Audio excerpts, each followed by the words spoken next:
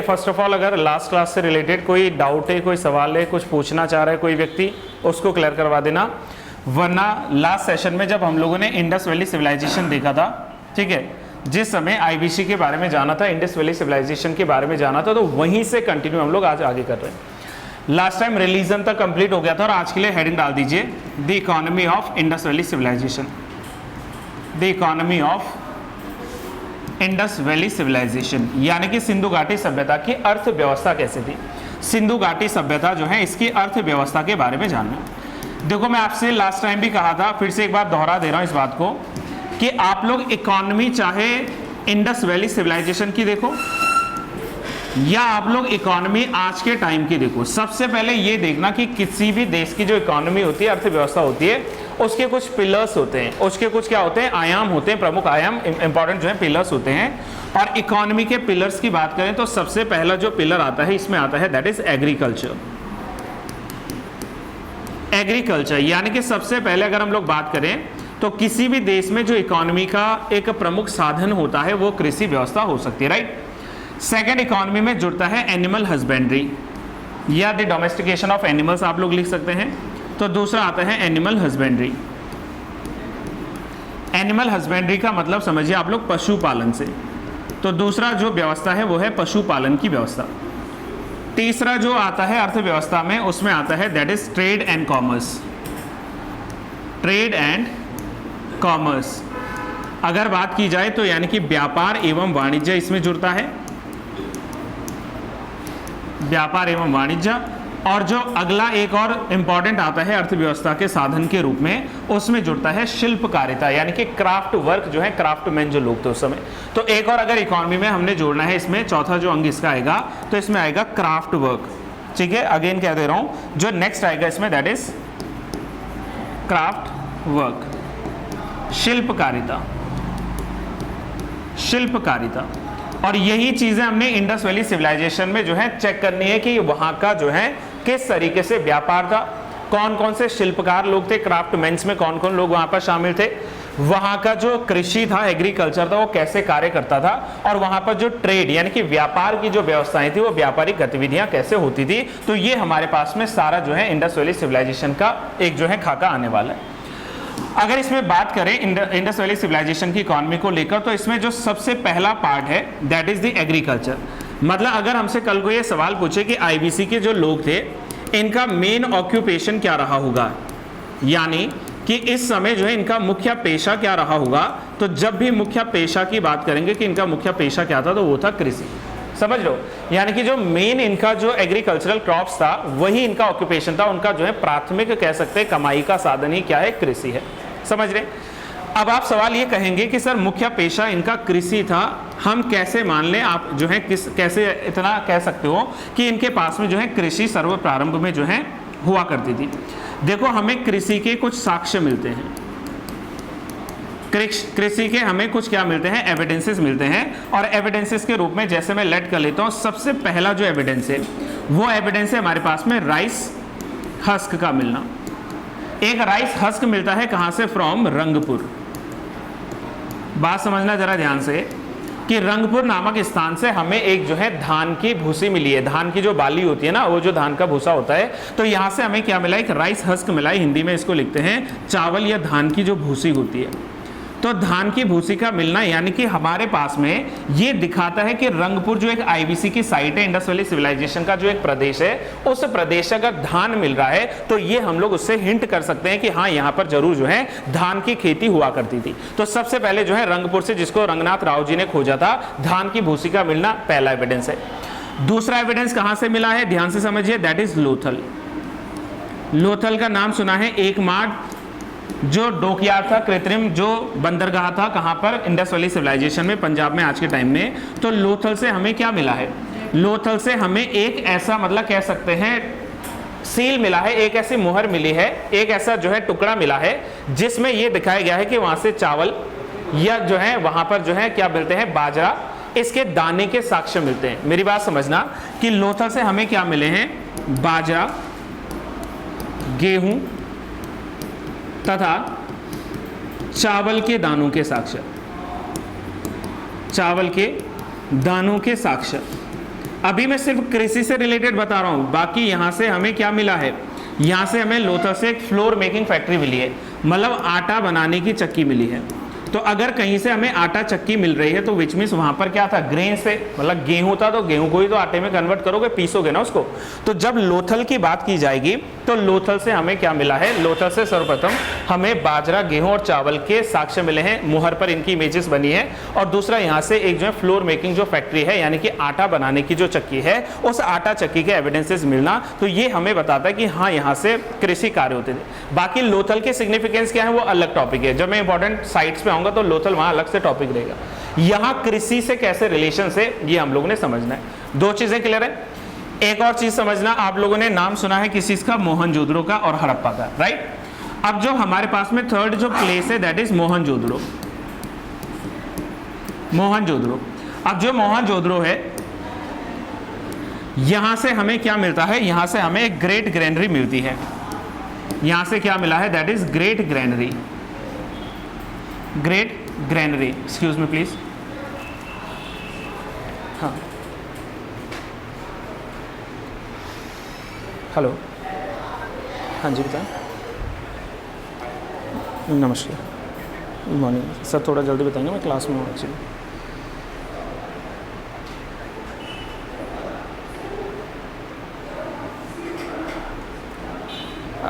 मैं आपको अराउंड आप मुझे कॉल करना 1 बजे के आसपास, ठीक, okay, sure sure sure sure sure sure sure sir, actually I repeat मैं क्लास में हूँ सर, सॉरी। कुछ पूछना है बताओ जल्दी से। ज़बरदस्ती की सर बात कर लो भाई, बता रहा हूँ मैं क्लास में हूँ, तो ज़बरदस्ती बात कैसे कर लूँ मैं, है ना। चलिए ठीक है, तो हमने कहा कि जो मोहनजोदड़ो है, इस मोहनजोदड़ो से हमें क्या मिला है, एक ग्रेट ग्रेनरी मिली है। ग्रेट ग्रेनरी को हिंदी में लिखते हैं हम लोग विशाल अन्नागार। यहां से एक विशाल अन्नागार मिला। अब एक चीज बताओ जरा ध्यान से, कैसे बने होते थे विशाल अन्नागार, ये कुछ ऐसी एक संरचना आपको मिल जाती है, ठीक है। यानी कि ये एक ऐसी संरचना है जिसके भीतर जो है सीड जो होते हैं या जो ग्रेन्स होते हैं इनको स्टोर किया गया हो। भाई आज भी तो हमारे पास में जब हम लोग घरों में रह रहे हैं तो अपने पास में हमने स्टोर के लिए कुछ ना कुछ तो रखे होंगे ना, कंटेनर्स वगैरह। तो उस समय क्या थे कि शिलाओं से बने हुए या टेराकोटा से बने हुए जो है बड़े बड़े स्ट्रक्चर्स होते थे, जैसे कोल्ड स्टोरेज वगैरह आज होते ना, जिनमें बीजों को रखा जाता है, तो वहां पर अन्नागार होते थे। अन्नागार है मतलब अन्न भी रहा होगा, तो कृषि के साक्ष्य मिल रहे हैं क्योंकि हमें ग्रेट ग्रेनरी मिल रही है मोहनजोदड़ो से। That is why we can say कि यहां से हमें क्या मिले हैं, अन्नागार मिले हैं। चौथा जो इसमें आता है इंपॉर्टेंट, जिसमें इंपॉर्टेंट आता है दैट इज दी हड़प्पा। अब हड़प्पा से हमें क्या एविडेंसेस मिलते हैं, तो हड़प्पा से हमें मिले हैं 6 स्मॉल ग्रेनरीज इन अ रो, यानी कि एक ही कतार में, जैसे ये है ना 6 छोटे छोटे ग्रेनरीज मिले हैं, एक ही कतार में यहां से क्या मिले हैं, 6 छोटे छोटे अन्नागार मिले हैं। दैट इज वाई हम लोग कह सकते हैं कि हड़प्पा से भी ग्रेनरीज का मिलना, मोहनजोदड़ो से भी ग्रेनरीज का मिलना, ये इस बात का संकेत दे रहा है, इस बात को जो है बता रहा है कि हाँ वास्तव में यहाँ पर क्या हुआ करते थे, वास्तव में यहाँ पर कृषि के साक्ष्य मिला करते थे। बात समझ में आई। इसके अलावा ऐसा इतिहासकारों ने माना है कि इंडस वैली सिविलाइजेशन में जो टोटल जो क्रॉप्स थी, मतलब क्रॉप्स तो कई रही होंगी लेकिन जो मेन क्रॉप्स थी, इन क्रॉप्स में जो है 9 फसलों का उन्होंने क्या दिया है, एविडेंस दिया है। मतलब अगर इंडस वैली सिविलाइजेशन में प्रमुख फसलों की बात करें तो प्रमुख फसलों में कुल मिलाकर कितनी फसलें आ रही हैं, 9 फसलें आ रही हैं, ठीक है।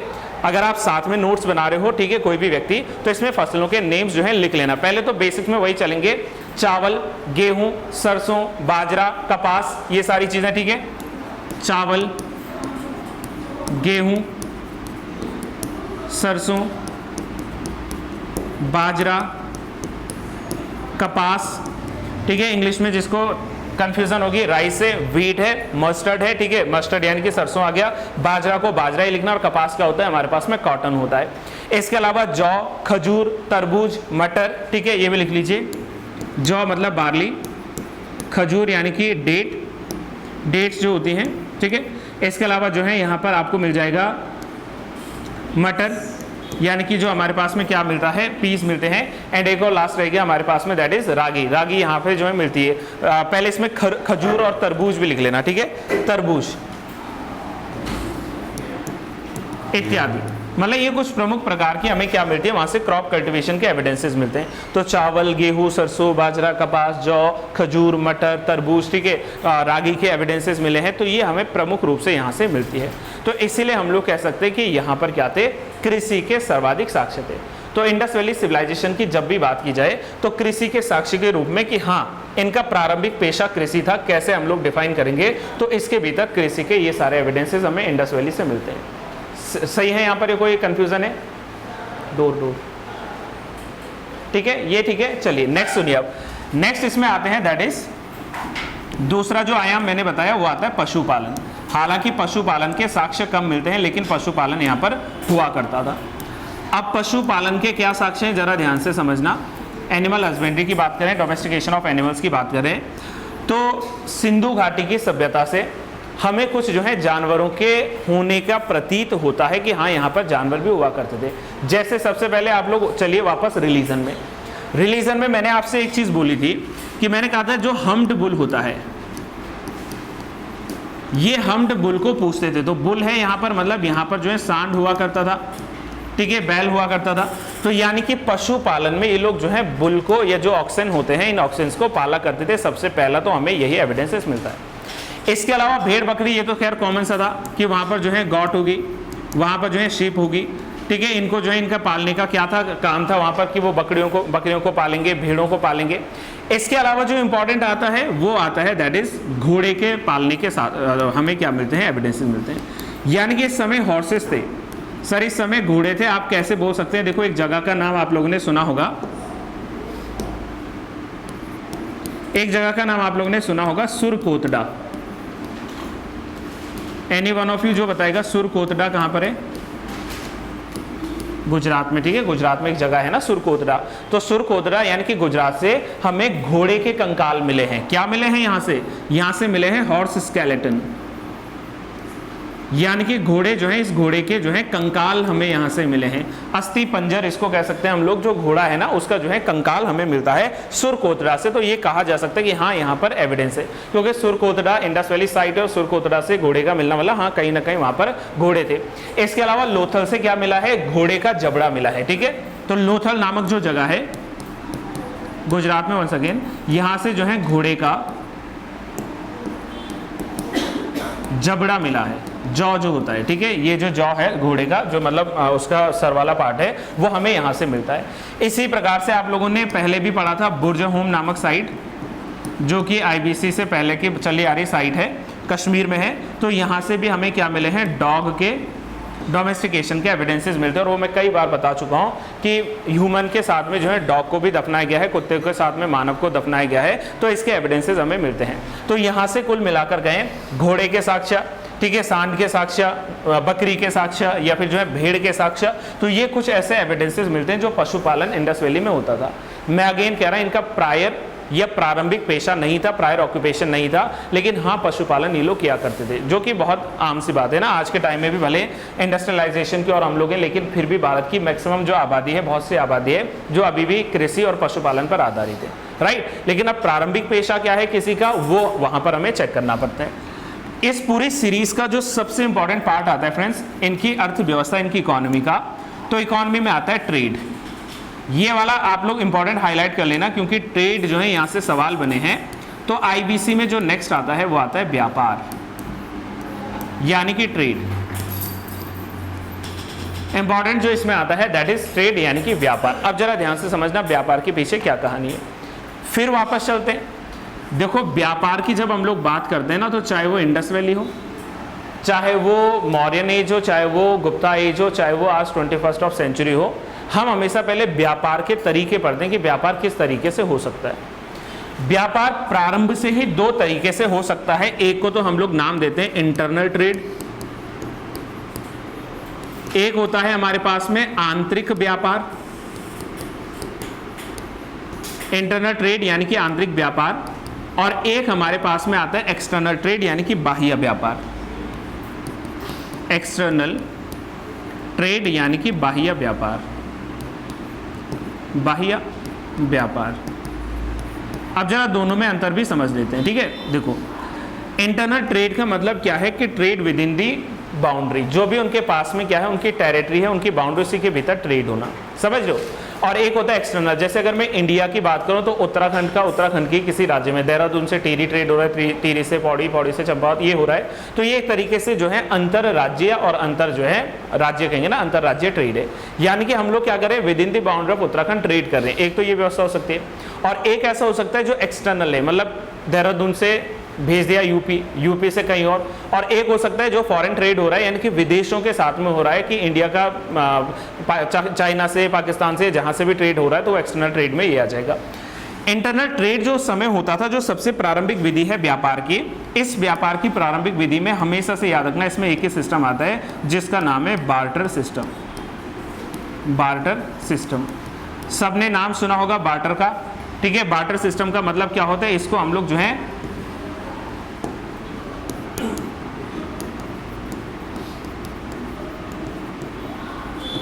कमोडिटी मार्केट सिस्टम भी कह सकते हैं। सीसी का मतलब यहां पर कमोडिटी से, और कमोडिटी का मतलब होता है वस्तु, यानी कि ये एक प्रकार से वस्तु विनिमय प्रणाली है। अब जरा इसको भी समझ लेना, वैसे आई होप कि सभी व्यक्ति इसको जानते हैं कि वस्तु विनिमय प्रणाली किसे कहा जाएगा, ठीक है। वस्तु विनिमय प्रणाली का यहां पर अर्थ किस तरीके से लगाया जा सकता है। देखो, जैसे आप क्लासरूम में बैठे, ठीक है, आप सभी लोग क्लासरूम्स में बैठे हो। अब मान लीजिए कि जागृति के पास में 2 ब्लू पेन है और उनको हेडिंग के लिए एक ब्लैक पेन चाहिए, और ठीक है, मान लेते हैं कि उषा आपके पास में जो है दोनों क्या है, ब्लैक पेन, और आपको हेडिंग के लिए ब्लैक पेन है, लेकिन बाकी लिखने के लिए ब्लू पेन चाहिए। तो भाई इनके पास ब्लू पेन है, उनके पास ब्लैक पेन है, तो इन्होंने क्या कहना है, ऐसा नहीं कि जागृति कहेंगे कि उषा जी आप क्या कीजिए कि मुझे एक पेन दे दीजिए, लो बदले में 10 रुपये, उन्होंने 10 रुपया दे दिया, और बदले में फिर उषा भी कह रहे हैं कि आप जागृति मुझे जो है एक ब्लू पेन चाहिए, लो 10 रुपये। तो भाई बात तो उतनी हो गई कि पहले 10 रुपये इनसे लिए, फिर वापस 10 रुपये दे दिए, तो ऐसे अच्छा आपस में पेन को ही एक्सचेंज कर लो, समझ रहे हैं। कमोडिटी के बदले में आप कमोडिटी ले रहे हो, यानी कि एक वस्तु दे रहे हो और दूसरी वस्तु ले रहे हो। आज भी मैं कह रहा हूं कि ये सिस्टम चलता है गांव मोहल्ले में आज भी। भाई अगर आप गांव, दूर दराज के गांव में कहीं पर जाते हो, गांव मोहल्लों में जाते हो, तो मान लीजिए कि एक परिवार है जो कि अगर एग्रीकल्चर क्रॉप्स को प्रोड्यूस करता है, मान लीजिए वो आलू बोता है और आलू उपजाए, और दूसरी फैमिली है जिसने गेहूं उपजाए हैं, तो हो सकता है वो एक्सचेंज कर ले, लेकिन ये सही माध्यम नहीं होता है, इसमें गड़बड़ होने के चांस है। कैसे गड़बड़ होने के चांस है? मान लो मैं कॉटन का ट्रेड करता हूं और मान लेते हैं कि सूरज जो क्लास में बैठे हैं ये गोल्ड बेचते हैं, तो मैं कहूंगा सूरज आप मुझे 1 किलो गोल्ड दे दीजिए और बदले में मैं आपको 1 किलो कॉटन दे देता हूं, तो दोनों का क्या वैल्यू सेम है? नहीं है ना। आज की मैं बात कर रहा हूं, इसीलिए सिस्टम हटे थे। ये मैं इकोनॉमी में पढ़ाऊंगा, जब मनी मार्केट पढ़ेंगे ना हम लोग, मुद्रा क्या थी, तो मुद्रा में हम लोग यहीं से स्टार्ट करते हैं, बार्टर सिस्टम से लेकर डिजिटल करेंसी तक का जो वो पूरा एक रेवोल्यूशन था, या वो पूरा एक जो है इवैल्यूएशन का पीरियड था, उसको जानते हैं। फिलहाल आप ये समझिए कि प्रारंभ में जब इंडस वैली सिविलाइजेशन के लोग आपस में व्यापार करते थे, तो उसमें एक वस्तु के बदले वो दूसरी वस्तु खरीदते थे। जैसे आइवोरी दे दी, आइवोरी पता ना, हाथी दांत, आइवोरी दे दिया, बदले में जो है लेपिस लाजुली खरीद लिया। लेपिस लाजुली के बदले में हो सकता है कि कॉपर या गोल्ड का ट्रेड हो रहा हो। तो वहां पर कहने का तात्पर्य यह है कि जब भी हम लोग इंटरनल ट्रेड की बात करेंगे, तो इंटरनल ट्रेड होता था वस्तु विनिमय, वस्तु के बदले वस्तु दिया जाए, जो कि मैं अगेन कह रहा हूं व्यापार का एक सटीक और सही जो है, भले ही माध्यम ना रहा हो, लेकिन प्रारंभिक ऐसे होता था। आप भी इसको प्रैक्टिकली समझते होंगे गांव मोहल्ले में। जैसे मैंने कहा कि भाई आप एक काम कीजिए, आप गांव में गाय भैंस तो बहुत कम लोग पालते हैं आज के टाइम में, मैं अपने गांव की बात कर रहा हूं, ठीक है, मेरी मामा और जो रहते हैं जहाँ पे, तो वो क्या करते हैं, जैसे मान लो चाय पीनी है और उनको दूध चाहिए वहाँ पर। अब मार्केट तो है नहीं कि हर दिन जो है जाकर आप जो है लेकर दूध ले आओ, तो वो क्या करेंगे भाई, जिनके घर में भैंस उनको बोलेंगे आप हमें जो है 1 लोटा दूध दे देना, और हम मंथली आपको जो है इसके बदले में, वहाँ पे हमारी जमीन है उस पर अच्छी अच्छी घास है, तो वो घास आप काट लेना। वो पैसा नहीं दे रहे उसके बदले में, लेकिन एक्सचेंज हुआ है, क्योंकि आप यकीन मानो, मैं जेन्युइनली कह रहा हूँ, घास की भी आज के टाइम पे कीमत है, उसके भी लिए पैसा चुकाना पड़ता है, समझ लो, तो इसलिए उन्होंने एक्सचेंज कर दिया। तो वो एक तरीके से बार्टर है, भाई ठीक है, एक के बदले दूसरा काम चल जाएगा, है ना, ये मतलब इस तरीके से समझ लेना। तो बार्टर सिस्टम में कमोडिटी मार्केट जो है कि एक वस्तु के बदले आप जो है दूसरी वस्तु खरीद सकते हैं। तो इंडस वैली में भी प्रारंभिक व्यापार ऐसा चलता था। लेकिन अब सवाल ये था कि जैसे मान लो कभी किसी दूसरे जो है देश के साथ में व्यापार करना हो, या अपनी सीमा से बाहर व्यापार करना हो, यानी कि अगर हम लोग फॉरेन ट्रेड की बात करें तो वहां पर काम आता था एक्सटर्नल ट्रेड। एक्सटर्नल ट्रेड में अगेन कह रहा हूं, अगर मैं फॉरेन ट्रेड की बात कर रहा हूं, बाहरी देशों के साथ में व्यापार कर रहा हूं, तो ये व्यापार जो है होता था by the mean of currency. इसके लिए करेंसी चाहिए, और करेंसी के फॉर्म में अब देखो, आप बताओ क्या उस समय आरबीआई था? नहीं था। क्या उस समय गवर्नमेंट ऑफ इंडिया थी, या क्या उस समय जो है हम कहेंगे रेगुलेटेड मनी थी? नहीं था। कोई रेगुलेशन नहीं था उस समय, ऐसा नहीं कि मुद्रा जो है उस पर नियंत्रण है, कंट्रोल है, कुछ नहीं। तो उस समय जो करेंसी का जो है फॉर्म था उसमें आते थे सील्स, मुहरें जो होती थी। इंडस वैली सिविलाइजेशन में जो मुहरें होती थी, जो सील्स होती थी, ये सील्स काम करती थी एज अ करेंसी। फिर से बता दे रहा हूँ, ये जो मुहरें बनी होती थी ये यूजुअली, ये मुख्य रूप से देखें तो स्टेटाइट की बनी होती थी, हिंदी में इसको सेल खड़ी कहते हैं। तो या तो ये सेल खड़ी की बनी होती थी एंड समटाइम्स ये टेराकोटा की बनी होती थी। टेराकोटा, टेराकोटा की बात करें तो टेराकोटा का मतलब होता है जो पकी हुई मिट्टी है, बर्न्ट जो सॉइल है, इसको जो है सॉलिड करके जो आकार देकर बनाया गया है। मे बी गोलाकार मतलब सर्कुलर हो सकता है, आयताकार हो सकता है, रेक्टेंगुलर भी हो सकता है, ठीक है, या फिर त्रिभुजाकार हो सकता है, ठीक है, वर्गाकार हो सकता है। तो अलग अलग प्रकार की सील्स होती थी जो एज अ करेंसी उस समय काम करती थी। Hold on. दूसरा, जब हमने कहा फॉरेन ट्रेड होगा तो भाई फॉरेन ट्रेड के रूट क्या होंगे? सर दोनों रूट हो सकते हैं। फॉरेन ट्रेड में जो है लैंड रूट भी हो सकता है, यानी कि यहां पर क्या हो सकता है, एक तरीके से भूमि से जो रास्ता गुजर रहा है वो भी हो सकता है, लैंड रूट हो सकता है, और यहां से सी रूट भी हो सकता है। अब अगर मैं सी रूट की बात कर रहा हूं कि समुद्री मार्ग से इनका विदेशों के साथ में जो है व्यापार होता रहा होगा, तो सवाल ये है ना कि सर जो ये सी रूट है तो इस सी रूट में कुछ पोर्ट भी तो आने चाहिए। आप एक चीज बताओ, आज हम लोग बाहरी देशों के साथ व्यापार कर रहे हैं तो ऐसा थोड़े ना जरूरी कि हम लोग सिर्फ जो है स्थानीय मार्ग से ही कर रहे हैं। भाई हम लोग जो है आज के टाइम में तो खैर हवाई मार्ग से, समुद्री मार्ग से या स्थल मार्ग से हर जगह से व्यापार कर पा रहे हैं। उस समय इतनी बड़ी टेक्नोलॉजीज थी नहीं कि एरोप्लेन कहीं जाए या हवाई जहाज कहीं उड़े, नहीं, तो उनके पास बोट होती थी, बोट मेकिंग का काम स्टार्ट ऑलरेडी हो चुका था। तो उन्होंने क्या किया, जो एक्सटर्नल ट्रेड किया, जो बाहरी देशों के साथ में जो व्यापार किया, उसके दो रास्ते अपनाए थे, या तो पैदल रास्ता था और या तो हमारे पास में समुद्री मार्ग था। समुद्री मार्ग के रूप में हमारे पास में बंदरगाहों से होता था, जैसे मैंने इंडिया में कहा गुजरात, सबको ये मैप दिख रहा है ना, गुजरात है, इस वाले में देख लीजिए, तो ये गुजरात है, ठीक है। यहाँ पर देखो ये गल्फ ऑफ कच्छ, नीचे गल्फ ऑफ जो है कैम्बे यानी कि खंबात की खाड़ी, तो यहाँ से होते हुए वो क्या कर रहे हैं, ट्रेड कर रहे हैं। तो इसलिए पोर्ट के रूप में जो सबसे पहला पोर्ट सेंटर था वो था लोथल, भले वो डॉकयार्ड था, आर्टिफिशियल था, लेकिन लोथल इंपॉर्टेंट था।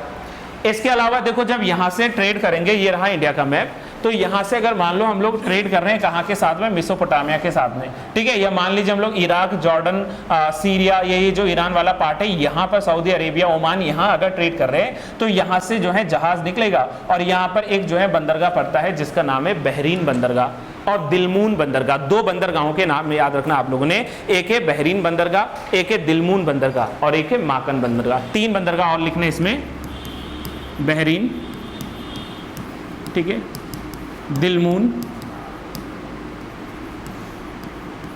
और माकन पोर्ट, माकन बंदरगाह, ठीक है। सुनना जरा ध्यान से, बहरीन के पास में है दिलमून, माकन बंदरगाह, लोथल बंदरगाह। इन जो है बंदरगाहों से क्या होते थे, ट्रेड होते थे। फिर से समझिए, व्यापार में इंडस वैली सिविलाइजेशन में आंतरिक व्यापार, बाह्य व्यापार दोनों होता था। आंतरिक व्यापार मतलब वस्तु विनिमय प्रणाली में जिसमें वस्तुओं का आदान प्रदान होता है। बाह्य व्यापार यानी कि बाहरी देशों के साथ होने वाला व्यापार जिसमें मुद्रा व्यापार होता था, करेंसी के रूप में व्यापार होता था और मुद्रा के रूप में मुहरों का प्रयोग होता था। सिंधु घाटी सभ्यता से जुड़े हुए कुछ प्रमुख जो बंदरगाह हैं उनमें दिलमून, माकन, बहरीन और लोथल बंदरगाह आते हैं, तो यहाँ पर ये होते थे। ये हो गया डन। अब सवाल यह है कि सर जब ट्रेड हो रहा है फॉरेन नेशंस के साथ में, तो वो कौन कौन से इंपॉर्टेंट फॉरेन जो है ट्रेड सेंटर्स थे, मतलब मुख्य व्यापार के केंद्र क्या थे? मेरी बात समझ रहे हो? जैसे अगर मैं आज इंडिया की बात करूं कि इंडिया एक्सपोर्ट करता है, इंपोर्ट करता है, तो हम लोग यही तो पढ़ते हैं कि सबसे ज़्यादा एक्सपोर्ट हमने कहाँ किया, सबसे ज़्यादा इंपोर्ट हमने कहाँ से किया, मतलब भारत से सबसे ज़्यादा किस देश को वस्तु जा रही है, किस देश से सबसे ज़्यादा भारत में वस्तु आ रही है। तो ऐसे ही इंडस वैली सिविलाइजेशन में जब हम लोग ट्रेड की बात कर रहे हैं तो ट्रेड में कुछ ट्रेड सेंटर भी तो होंगे, राइट? कंसेप्ट समझ में आ रहा है? यानी कि भारत के वासी जो थे उन्होंने उस समय आईबीसी वालों ने किन किन के साथ में ट्रेड किया था? तो सबसे पहले तो वंस अगेन मेसोपोटामिया, सबसे पहले क्या आएगा इसमें, मेसोपोटामिया। और मैं फिर दोहरा दे रहा हूं कि जब भी कोई मेसोपोटामिया बोले तो मुख्य रूप से इराक याद कर लेना। इराक, कुछ पार्ट ईरान, जॉर्डन, सीरिया, इसके आसपास का जो एरिया था वो मेसोपोटामिया था, यानी कि इराक का जो पार्ट है वो मेसोपोटामिया, राइट, आज के टाइम का। दूसरा इन्होंने पर्सिया के साथ में, पर्सिया यानी कि फारस, फारस के साथ में इनका व्यापार था। तीसरा ओमान, ओमान मैप में आप लोग देख सकते हैं जो ऑफलाइन क्लासरूम में है, यहाँ देखिए ओमान है, ठीक है, तो ओमान के साथ में इनका क्या हो रहा है, ट्रेड हो रहा है, ठीक है, ओमान के साथ में। इजिप्ट यानी कि मिस्र जो है, मिस्र के साथ में जो है ये लोग क्या करते थे, वहां पर ट्रेड किया करते थे। इजिप्ट तक जो है इनके क्या जाते थे, यहाँ पर ट्रेड होता था। यहाँ पर देखो ये है ना वो पूरा समुद्री मार्ग, यहाँ से चले गया, यहाँ से रेड सी होते हुए, ठीक है, यहाँ पर जो है इजिप्ट के पास में, तो इजिप्ट के साथ में इनका क्या था, व्यापार था। और सबसे प्रमुख रूप से जो अफगानिस्तान है, अभी इनमें लिखा रहा हूं मैं कि ट्रेड में क्या क्या होता था। जो अफगानिस्तान है, इस अफगानिस्तान से भी इनका ट्रेड होता था। हमें ना ट्रेड में एक्सटर्नल ट्रेड को फोकस करना है। एक्सटर्नल ट्रेड में सबसे पहले जो है करेंसी सिस्टम, करेंसी के रूप में सील या मुहरें, फिर उसके बाद हम लोगों ने जान लिया इंपॉर्टेंट पोर्ट, और ये भी जान लिया इंपॉर्टेंट सेंटर कौन थे जहां से ट्रेड होता था। यहां तक कोई कंफ्यूजिंग नहीं है। अब सवाल यह है कि सर जब हम लोग ट्रेड कर रहे हैं ना, व्यापार कर रहे हैं, तो किसी ना किसी वस्तु का तो ट्रेड हो रहा होगा। अगर हम लोगों ने पढ़ा था, मान लीजिए हम लोगों ने पढ़ा था कि पोर्चुगीज भारत आए थे, पोर्चुगीज भारत आए थे ना, पुर्तगाली लोग। तो जब वास्को डी गामा भारत आया था 20, याद आ रहा है किसी को, मई वर्ष 1498 में, तो उस समय वो भारत से क्या ले गया था अपने साथ, स्पाइसेस, इंडियन मसाले, ये था। मतलब उसने कुछ ना कुछ यहाँ से क्या किया था, खरीदा था, है ना, हमने जो है कुछ ना कुछ एक्सपोर्ट किया था। तो ऐसे ही मान लो कि अगर इंडस वैली के लोग किसी दूसरे देश के साथ में व्यापार कर रहे हैं, तो कुछ तो वहां से मंगा रहे होंगे या कुछ तो वहां बेच रहे होंगे, समझ रहे।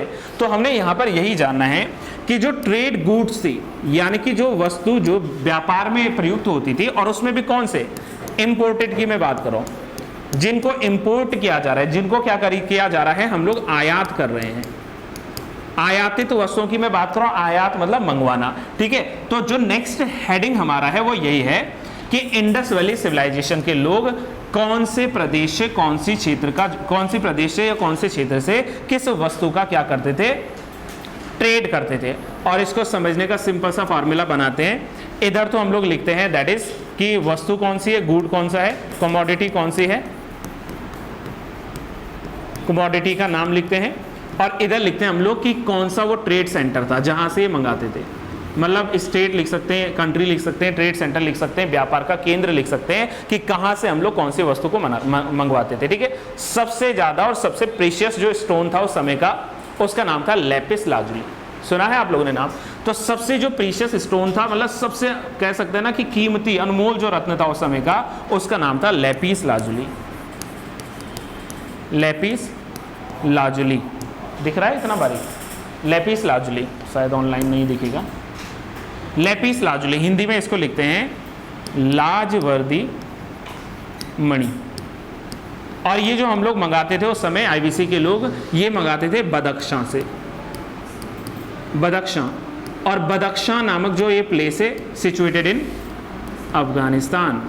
तो इसीलिए तो हमने कहा था अफगानिस्तान एक ट्रेड सेंटर था बहुत बड़ा, और यहाँ से मंगाते थे लेपिस लाजुली। लेपिस लाजुली जैसे अभी मैंने रिंग पहना है ना, तो इसमें स्टोन लगा हुआ है, तो वैसे लेपिस लाजुली एक क्या था, प्रीशियस स्टोन था, यानी कि एक तरीके से कह सकते हैं अनमोल जो है एक रत्न था, जो कि ब्लू कलर का होता था, नीले कलर का होता था, मेनली ब्लू कलर का होता था, ठीक है, नीले लाल रंग का होता था। तो ब्लू कलर का वो एक जो है क्या था, अनमोल, एक कहते हैं जैसे हीरा है, या जैसे मान लेते हैं हम लोग क्या है, अलग अलग प्रकार के मोती हैं, तो वैसे उन मोतियों में से एक आता है दैट इज लेपिस लाजुली। और ये लेपिस लाजुली को मंगवाते थे बदख्शां यानी कि अफगानिस्तान से, राइट। दूसरा है दैट इज गोल्ड, गोल्ड ये दूसरा है। अब ये गोल्ड यानी कि सोना कहां से मंगाते थे।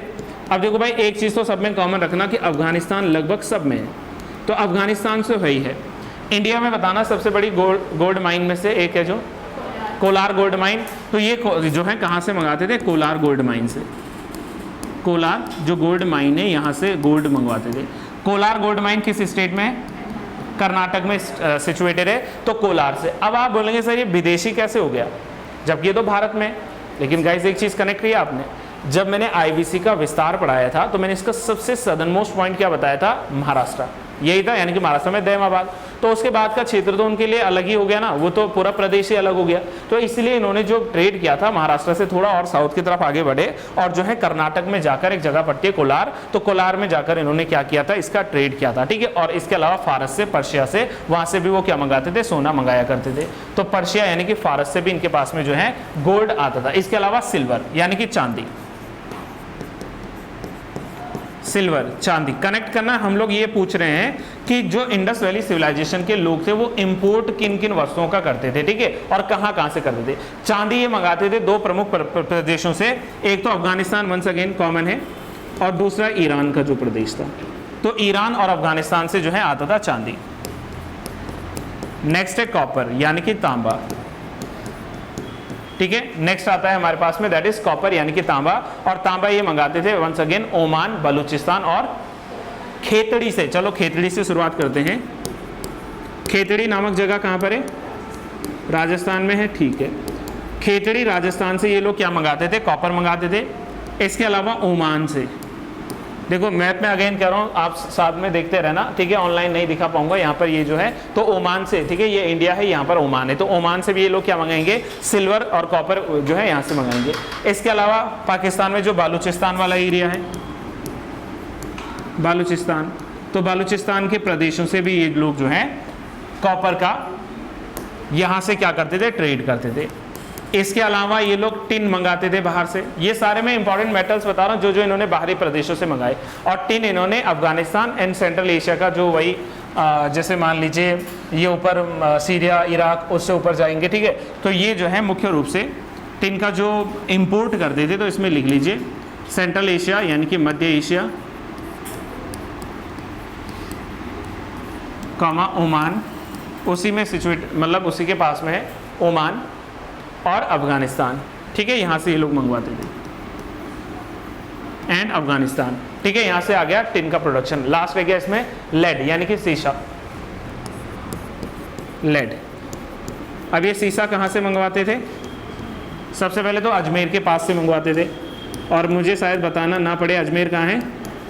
राजस्थान में ना, नोन सा फैक्ट है, ऐसा कोई नयापन थोड़े ना है। और इसके अलावा अफगानिस्तान लगभग मैंने कहा था सब में कॉमन है, तो अफगानिस्तान के अलग अलग प्रदेशों से ये लोग जो है इंपोर्ट करते थे वस्तुओं को, जिसमें जो है शीशा भी शामिल है। तो इसमें आप लोगों ने जो है लेड के बारे में भी जानना है। तो ये जो है प्रमुख वो चीज़ें हैं जो कि ये लोग क्या करते थे? इंपोर्ट करते थे, ठीक है। चलिए, इसके अलावा एक दो चीज़ें और लिखना, जैसे गोमेद मंगाते थे। ये गोमेद जो हम लोग आजकल पहनते हैं ना, तो इसके अलावा जो है गोमेद मंगवाते थे,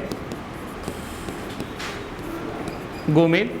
और गोमेद के लिए जो प्रमुख प्लेस था, प्रमुख जो स्थान था, वो था सौराष्ट्र, मतलब गुजरात का जो सौराष्ट्र है ना, तो सौराष्ट्र गुजरात से ये लोग जो हैं गोमेद का ट्रेड करते थे। गोमेद जो होता है इसको मंगाते थे। इसके अलावा जो है मार्बल या संगमरमर का भी थोड़ा उदाहरण मिलता है, वो राजस्थान से मंगवाते थे। संगमरमर के 2-3 उदाहरण हैं, तो वो जो है राजस्थान से मंगवाते थे, ठीक है।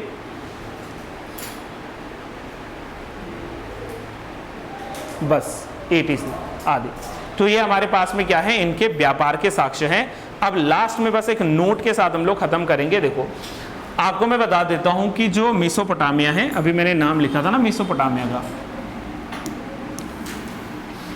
ठीक है। यहां समझना, ये जो मेसोपोटामिया है, इस मेसोपोटामिया से हमें एक इंस्क्रिप्शन मिलता है, एक मतलब अभिलेख मिलता है,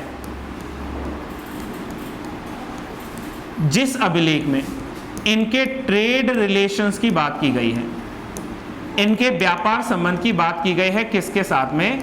विद मेलुहा।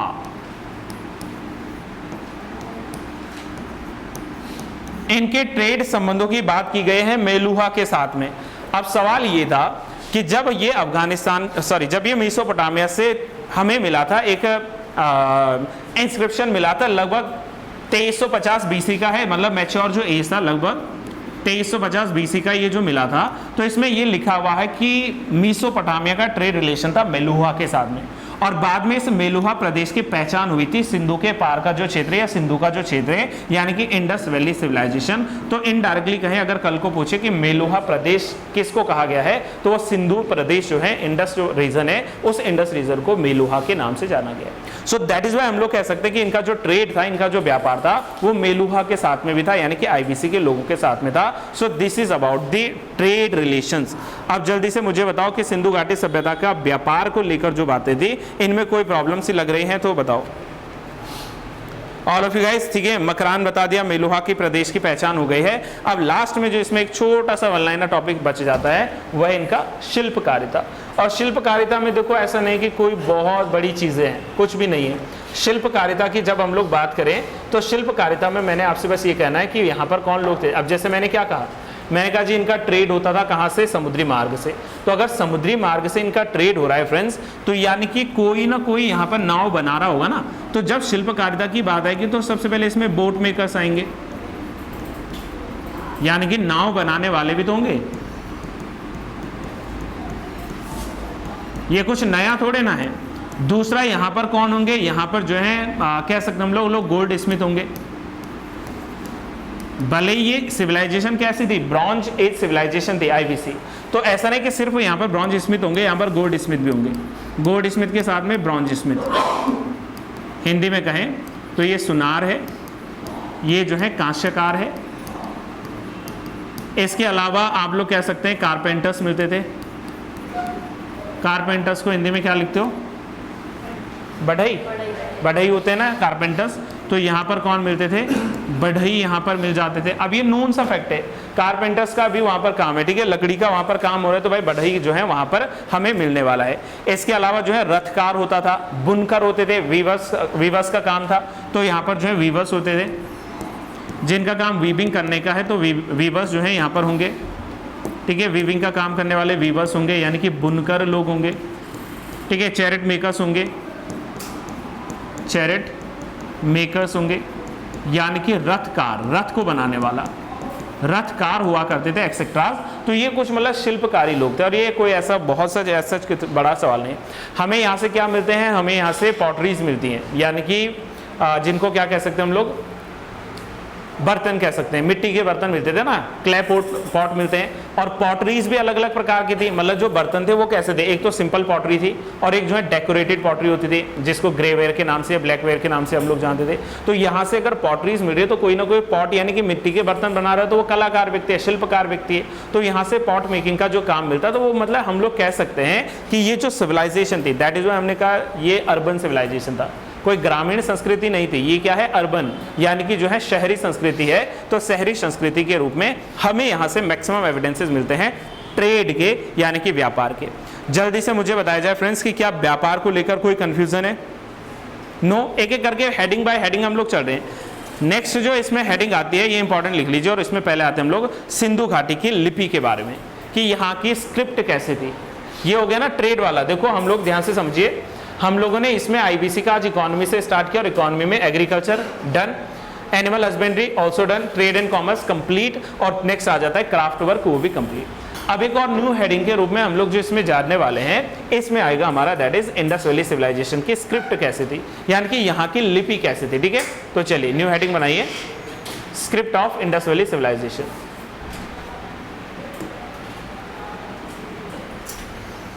नेक्स्ट हेडिंग है हमारा दैट इज स्क्रिप्ट, यानी कि लिपि। बहुत आसान है, सिंपल सी बात है।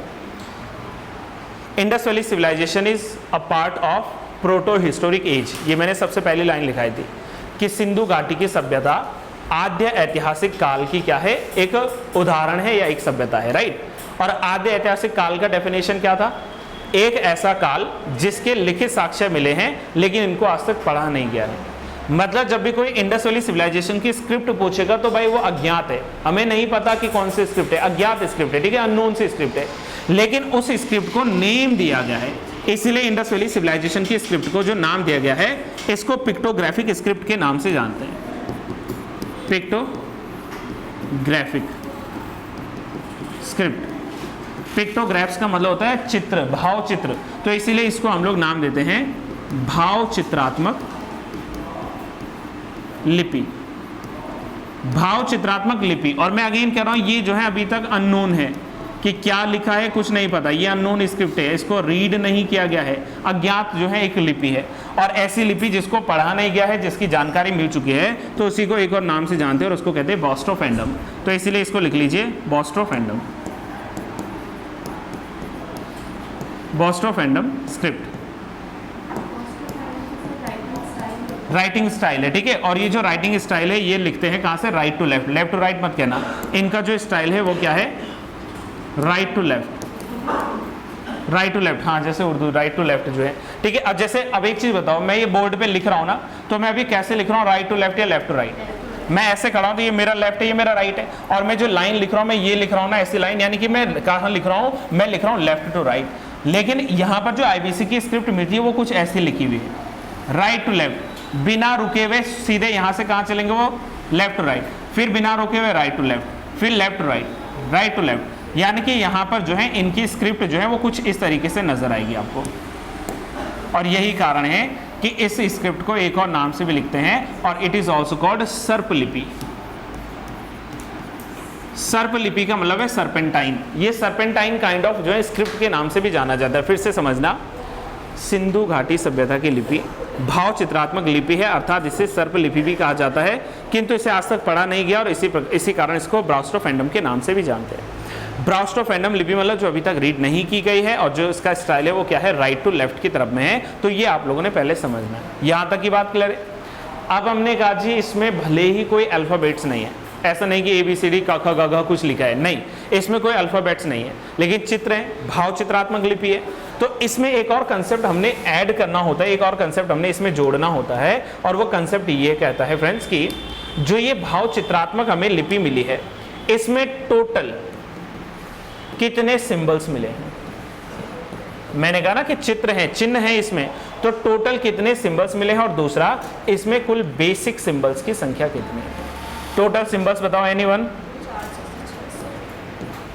टोटल सिंबल्स, ठीक है, टोटल सिंबल अराउंड जो है 400 to 600 के बीच माने जाते हैं, एंड बेसिक इसमें 60 to 64 सिंबल्स के बीच में माने जाते हैं। अगर नहीं समझ में आया तो उसको उदाहरण समझते हैं, परेशान मत होइए। कुल चित्रों की संख्या लगभग 400 से 600 के बीच मानी गई है, लेकिन बेसिक जो चित्र हैं उनकी संख्या मानी गई 60 से 62। नहीं समझ में आया ना, मैं आपको उदाहरण देता हूँ, ठीक है। चलिए मैं आप ही में से एक दो के नाम लिखता हूँ। जैसे क्लासरूम में बैठे हुए हैं, किस किस का नाम लिखें भाई, कोई भी लिख सकते हैं। चलिए जागृति का नाम लिखते हैं पहले, सुनना है सभी लोग, ऐसे ही लिखते हो, स्पेल करते हो जागृति, ठीक है, ये हम लोगों ने नाम लिखा। या मैंने यहाँ पर कहा एक और स्टूडेंट हैं जिनका नाम है अनुराधा, ठीक है। चलिए ऐसे हम लोग किसका नाम लिखेंगे भाई, कोई नाराज तो नहीं होगा। चलो आप लोगों में से भी नाम लिख लेता हूँ। सूरज लिखा मैंने एक नाम, बस खत्म कर रहा हूँ इसको, और प्रशांत मैंने नाम लिखा। अच्छा फिलहाल हमारे पास में अल्फ़ाबेट है, ये सब अल्फ़ाबेट है, लेकिन मैं इसको सिंबल ही मान लेता हूँ। बेसिक और जो है बेसिक सिंबल्स और टोटल सिंबल्स में अंतर जान। अगर मैं कहूँ कि जागृति जो इनके पूरे नाम में कितने जो है टोटल हमारे पास में अल्फ़ाबेट्स है, तो आपने कहना जी 1 2 3 4 5 6 7, यही है 7, ये ना 2 4 6 7। तो हमने कहा जी जो टोटल इनके पास में यहाँ पर क्या है, हम तो अल्फ़ाबेट्स की बात करें ना, लेटर्स की बात करें, तो ये जो अल्फ़ाबेट्स हैं ये है 7। लेकिन मैं कहूँ बेसिक्स कितने, तो बेसिक यानी एक J है, एक A है, 2 3 4 5 6, क्योंकि I तो एक ही जैसा है लेकिन 2 बार आया, तो इनका बेसिक सिंबल कितने हो गए 6। मतलब क्या समझे इससे, कंक्लूजन क्या निकला हमारा इससे, कि लेट कर दो, ऐसा है नहीं। मान लीजिए अगर इंडस वैली सिविलाइजेशन में ऐसा कोई सिंबल मिला है एक स्वास्तिका का, तो ये ऐसे ही कोई और सिंबल भी मिल सकता है स्वास्तिका का, समझ लो। तो इनकी टोटल संख्या तो 2 पढ़ेंगे लेकिन मूल तो एक ही है, समझ लो। तो ऐसे मैंने कहा अगर टोटल सिंबल्स पढ़ेंगे तो अराउंड 400 to 600 है, लेकिन उनमें जो रिपीटेड हो रहे हैं जो बेसिक सिंबल्स हैं, उन सिंबल्स की संख्या लगभग जो है 60 to 64 आती है। और कोई भी नाम उठाकर देखो, अगर अनुराधा में मैंने कहा तो 1 2 3 4 5 6 7 शब्द है, लेकिन बेसिक्स को हटा दें। अगर हम लोग जो है इसमें बेसिक समझे तो ए कितनी बार रिपीट है, ए यानी कि इसको एक ही मानूंगा मैं, तो एक हो गया 2 3 4 5, तो टोटल 5, ठीक है। तो टोटल पूछता तो 7, बेसिक पूछा तो 5। ऐसे ही जो है सूरज में, खैर इनमें सारे अलग हैं, तो इनमें 1 2 3 4 5 5 है। यहाँ 1 2 3 4 5 6 7 8, टोटल 8 है, लेकिन 1 2 3 4 5 6 और 7, बेसिक सिंबल 7। तो जब भी आपसे कोई पूछेगा कि ये बेसिक और ये वाला कंसेप्ट क्या कह रहा है हमसे, तो बस इतना समझ लेना फ्रेंड्स कि बेसिक्स का मतलब ये है कि मूल कौन से हैं, और टोटल का मतलब यहाँ पर ये है कि कुल मिलाकर कितने हैं। तो ये हम लोगों ने IBC के स्क्रिप्ट को लेकर समझ लिया, और मैं उम्मीद कर रहा हूँ कि आप लोगों को जो चीज़ें बताई जा रही हैं वो चीज़ें आपको क्लियर हो भी रही हैं। कोई और चीज़ पूछना है जल्दी से बताइए। नहीं, चलिए अभी तक इसको रीड नहीं किया गया है, तो ये हमारे पास में क्या गया, इंडस वैली सिविलाइजेशन का एक कह सकते हैं हम लोग आ गया है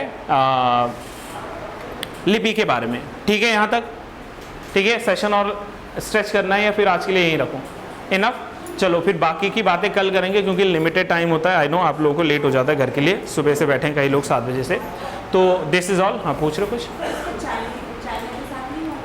नहीं, जो इनकी वो है ना, क्या बोलते हैं, टाइम जो है, मैंने कहा था 4 ही बड़ी संस्कृति थी, या तो मिसोपोटामियन था, या तो चाइनीज था, या तो फिर हमारे पास में इजिप्टियन था, ये 3 थे, और चौथा अपना इंडस वैली सिविलाइजेशन।